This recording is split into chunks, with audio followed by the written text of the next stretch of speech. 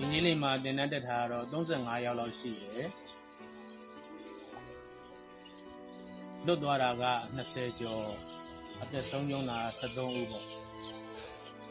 မနေ့ပြန်ဆိုလို့ရှိရင်ဒါ